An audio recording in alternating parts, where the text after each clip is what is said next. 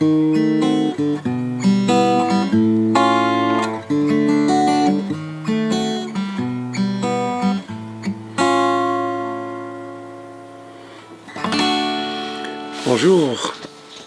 quelque chose de vraiment spécial aujourd'hui. Je vous présente la chanson We'll Meet Again, dont malheureusement cette fois-ci je ne peux pas ou je ne veux pas vous présenter la version française. Premièrement parce qu'il n'y en a qu'une pour autant que je sache ou pour autant que j'ai pu retrouver. Et puis c'est pas vraiment une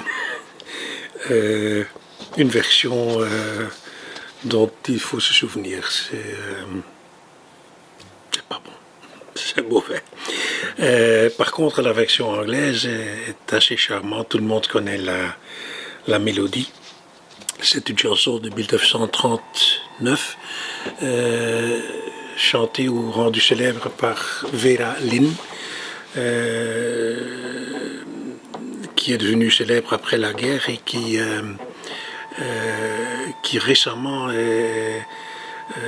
eu quelques éléments de publicité dans la mesure où, je crois, en avril 2020, la reine d'Angleterre a donné un speech dans lequel elle a fait allusion, où elle a parlé de Vera Lynn et de la chanson We'll Meet Again, on se rencontrera.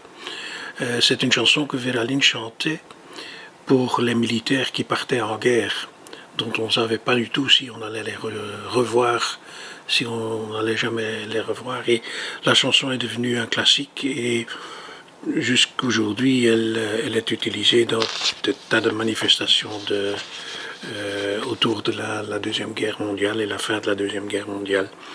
Il y a aussi le fait que 2 mois après cette mention par la reine d'Angleterre, Vera Lynn est morte. Elle avait 103 ans, donc. Et ce qui a attiré l'attention aussi, en ce qui me concerne, c'était une version de Johnny Cash. C'est une question de goût, mais je trouve ce qu'il a fait juste avant de partir, de nous quitter. Il a quand même fait les meilleures chansons qu'il a jamais fait dans la série American Recordings, dont cette chanson-ci fait partie. La deuxième raison, donc c'est une chanson amusante, intéressante, agréable, mais en plus c'est une chanson que j'ai trouvée extrêmement amusante à jouer.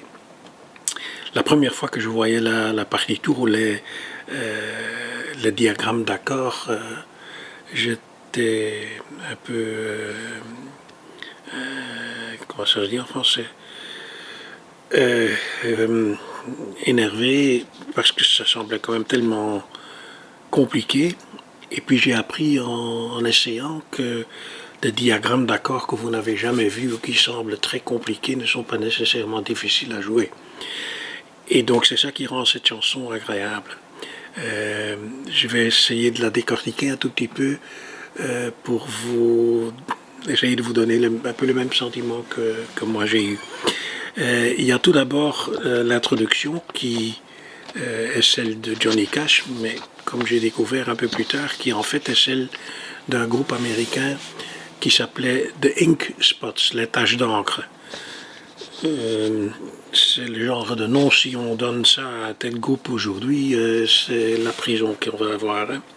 Ce n'est plus accepté, mais ils ont fait déjà en 1940 ou 1941 une version guitare, je dirais, avec une introduction qui est toujours d'actualité aujourd'hui et qui est tout est relatif, est relativement simple. Vous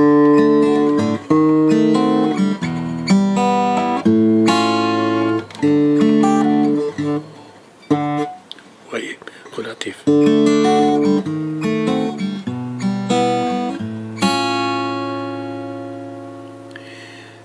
C'est beaucoup plus facile que ça en a l'air. Pour la décortiquer un tout petit peu, le premier accord c'est un Ré. Et je vous mets sur l'écran un tap pour pouvoir suivre. Donc vous voyez les cordes de la mi grave jusqu'à la mi aiguë. En haut de l'écran, c'est la corde la plus fine, la numéro 1. En bas, c'est la corde la plus grave, le Mi. Et donc vous voyez la case sous forme d'un numéro, d'un chiffre. Donc le premier chiffre que vous voyez c'est le 0. Donc c'est la corde numéro 4. Puis la corde suivante, la frette 2, la frette 3 pour la suivante, et la frette 2 de nouveau, c'est la corde Ré que vous connaissez. Et puis, vous voyez sur la ligne de la corde D qu'on glisse du 0 vers le 1.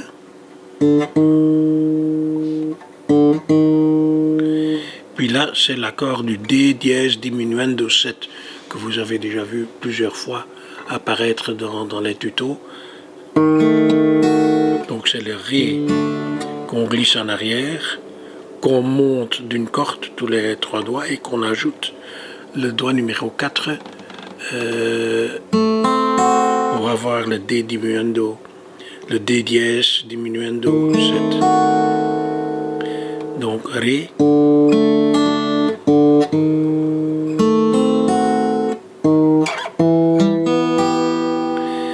Ça c'est un Mi mineur 7 ou un Mi mineur 4 selon la source, les noms peuvent changer. Donc en fait, c'est amusant de pouvoir glisser, mais c'est plus facile de jouer le Mi mineur 7 que vous connaissez. Ça sonne un peu différemment, mais ça passe.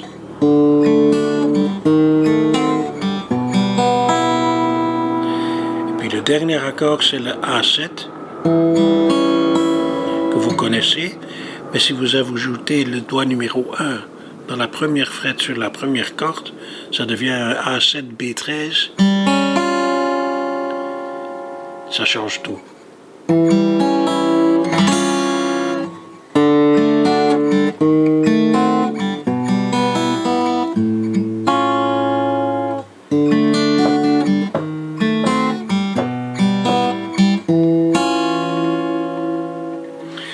Alors vous allez voir sur le tape aussi un AB13 deuxième version, c'est en fait à la 5e frette. Vous voyez donc tout à droite le 5, 6, 6, 5.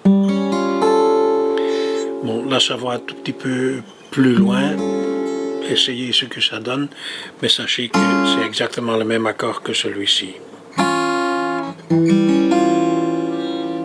Alors pour la chanson, on a un peu la même chose, il y a des accords qui semblent difficiles quand on voit le diagramme, mais qui ne le sont pas vraiment.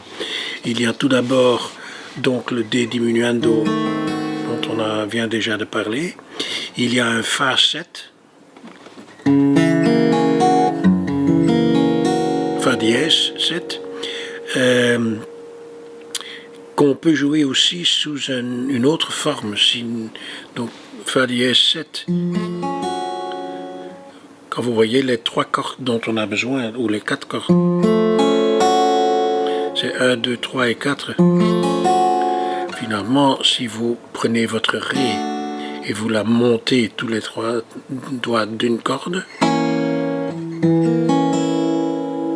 vous avez presque le même résultat. Donc,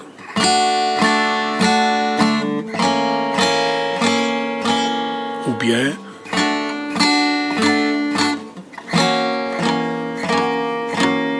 et puis les B7 que vous connaissez. Et le dernier accord de la première phrase, c'est un B7 B13. Le B13, ça veut simplement dire que le doigt numéro 1 change de case.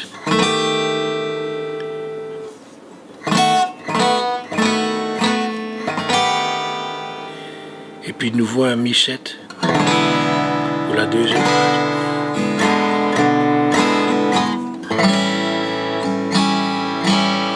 A7 qui devient A7 B13. Donc les deux premières phrases. We'll meet again. Don't know where,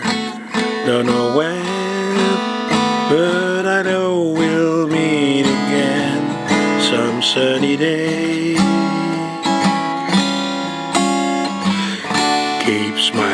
true, just like you always do, till the blue skies drive the dark clouds far away.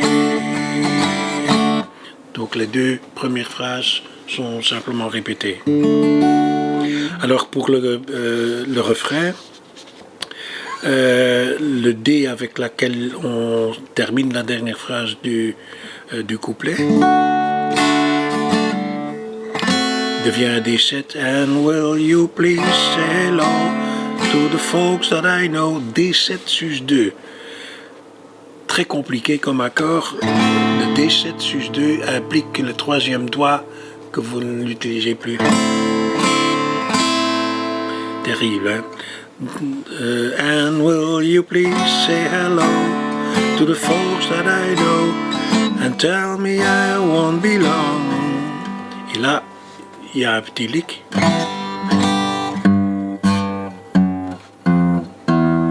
Donc on va du sol, peu importe comment on fait le sol, 3 doigts, 4 doigts, peu importe, ou même barré.